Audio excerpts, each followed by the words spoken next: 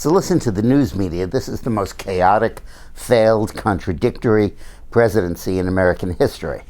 But in fact, it's not. First of all, the conflicts are way overblown. The failures are way emphasized.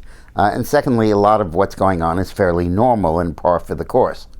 A big fuss is being made about confirmations of nominations. In fact, they've almost all been confirmed relatively easily.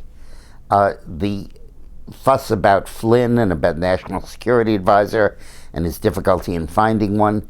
Well, Bill Clinton ambled about in the wilderness for 6 or 7 weeks trying to find an attorney general, and he had 2 of them shot out from under him, and then finally settled on Janet Reno, a manifestly incompetent choice.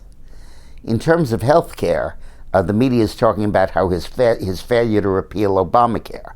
But as I explained in my video last week, he has repealed Obamacare.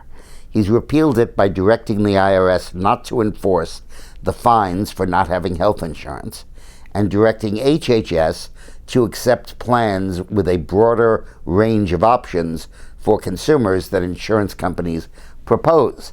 And if anybody can or cannot get health insurance as they wish, with no requirement, and can get any plan they want with no requirement, that is the repeal of Obamacare. All that's in place now are the good things, the subsidies for people that can't afford it and the ban on pre-existing conditions being excluded. He's being excoriated for the immigration order. Well, it was a mistake in the immigration order to include restrictions on green card holders in the United States because they have constitutional rights. But it was not a mistake to ban refugees from other countries who have no such rights, or to ban immigrants from those countries who have no such rights. And the narrowly tailored order, which was based on the country of origin, not based on religion, will pass constitutional muster. Trump just needs to reissue it, which I expect he'll do later this week. And in that narrow confines, it'll still be opposed, but it'll clearly pass muster. And it represents the fulfillment of a major campaign promise of his.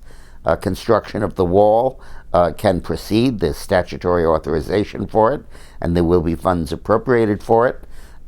He's kept a huge portion of his campaign promises. His efforts to scale back EPA regulation are proceeding. His efforts to increase fracking and increase oil drilling in the United States and offshore are proceeding. There'll be judicial challenges, and it'll take maybe a year for those executive orders to reach fruition, but that's par for the course for a president staking out a bold new agenda.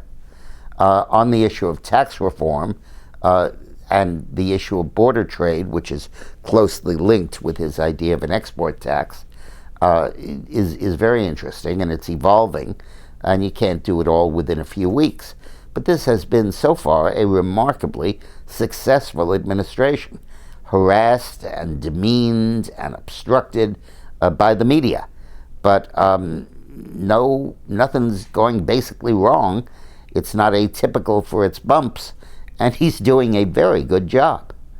Thanks for watching.